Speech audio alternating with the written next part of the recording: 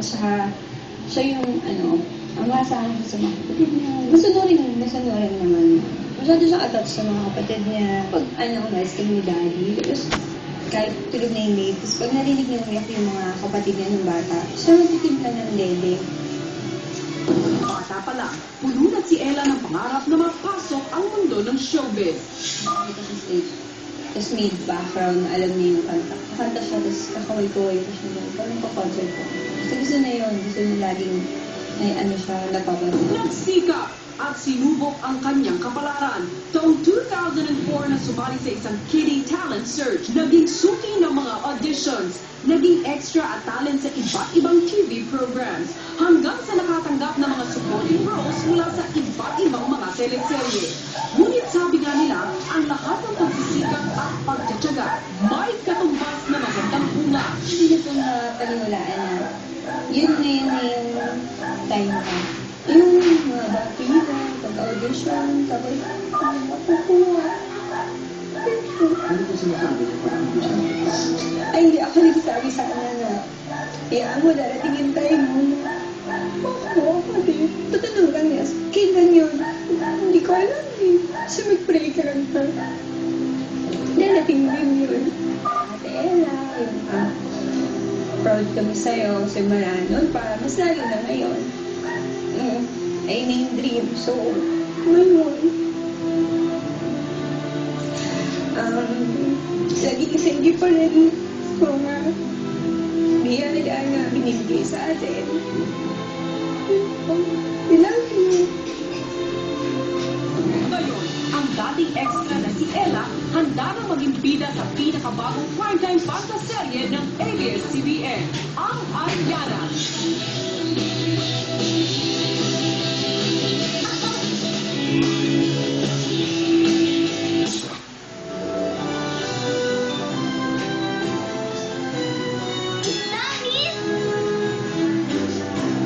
Ngayong hapon, ang pinakabagong magpapasaya ng ating gabi, Ella Cruz, live, Fresh Buzz!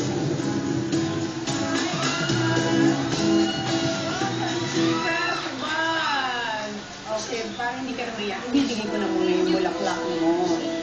Kasi mo, alam niyo, while watching the VTR, walang ginawa si Ella, hindi talaga lumuha dahil nag-touch siya doon sa mga sinabi ng mami niya. Actually, while reading the whole profile nung story mo, naantig din ang puso ko.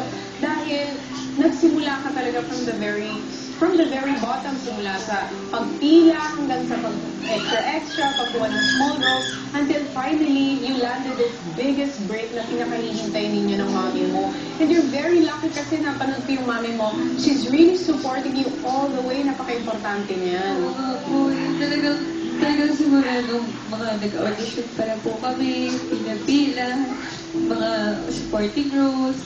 Siya na po yung palagi kong kasama simula nung mga taping, siya lang, kahit puyatan, siya pa rin nag-drive po. Kasi wala pa kami pay, wala kami driver, si mama lang po talaga. Tapos siya yung tumutulong sa akin para mabot ko yung pangarap ko. So talagang, sobrang, napasalamat ko sa kanya kasi hindi niya ako pinabayaan. Talagang tinulungan niya po ako abutin yung pangarap ko. So talagang, love na lang po si mama. Ngayon ko siya na pag-isa. At kitang-kita naman namin yan at saka yung pagmamahal sa'yo ng mga magulang mo. Actually, napaka-importante niyan, lalo na kapag may pangarap ka, nakasuporta sa'yo yung mga magulang mo. Mas lumalakas yung loob mo, mas lalo kang nagiging determinado. During those times na pumipila ka sa mga auditions, so syempre may mga auditions na hindi tayo makukuha, minsan mare-reject tayo, anong sinasabi mo lagi sa mami mo? Siyempre po talaga so, mama, bakit gano'n? Lagi naman ako nag-audition. Gagawa ko naman yung best ko lahat na mga kaya ko. Bakit hindi ako yung nakukuha? Ano sinasabi niya? Sabihin na sa akin ni mama, siguro kasi hindi pa ito yung role para sa'yo, hindi pa ito yung panahon mo para sumikat. Maghintay ka lang, mag-pray ka lang, darating din yung panahon mo para sumikat. Totoo yan. Alam mo, para talaga sa mga aspiring and talagang striving to be a part of this industry, sabi nga nila, success doesn't necessarily come to those who are talented. It comes to those who are more persistent and talagang determinado.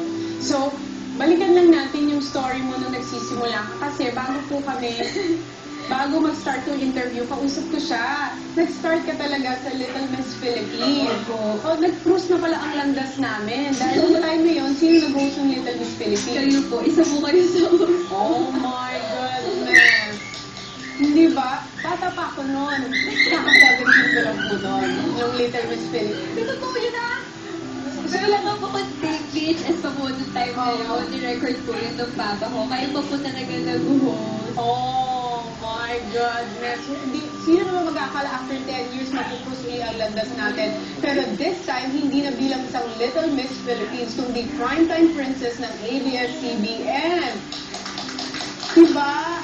Anong Actually, sabi nila, during daw nung press con, during ng mga interview, lagi ka daw lumuluha kasi you're so overwhelmed. Sobra po. Kasi hindi na po overwhelmed kasi sobrang thankful. Ang laki kasi ng tiwala binigay po sa akin ng ABS kasi hindi ko na po ina-expect na... Nung nakuha mo tong call na to for this audition, anong sinabi sa'yo? Una po kasi parang, sige, try natin siya for young Christine sa dahil sa pag-ibig. Okay, doon nagsimula. So doon po, nung time na yun, laging pinapatawag si Mama, lagi kami pupunta sa ABS. So doon, nagtataka na po ako hanggang sa dumating yung time na nagta-training na po ako, na yun nga, ilunach na po ako na ABS. Oh! So talagang, sabi ko, totoo ba to? Totoo ba ang nangyayari dito sa amin? So, Yes. hindi ako makapaniwala. Yes! Maniwala ka na! Maniwala ka na dahil totoo na talaga. Ikaw na si Ariana. Balikan ko lang tong Ariana. Kasi na-curious kami dun sa teaser. Actually, the first time I saw the teaser, akala ko ito siyang youth-oriented show na parang ikaw yung bida na about teens. Nagulat ako na fantaserya pala siya. Kasi nagkaroon na tayo ng Marina, nagkaroon tayo ng Agua Bendita, nagkaroon tayo ng Diyosa na nagiging isda din, tapos meron din tayo yung mutya.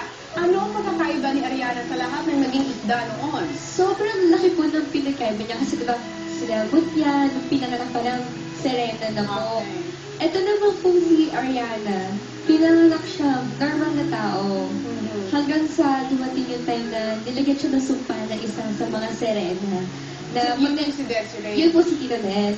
Tapos, hanggang sa dumating, yung nakatakdang panahon sa kanya is 14 years old. Pagdating ng 14 years old, magkaka-tail na si Ariana.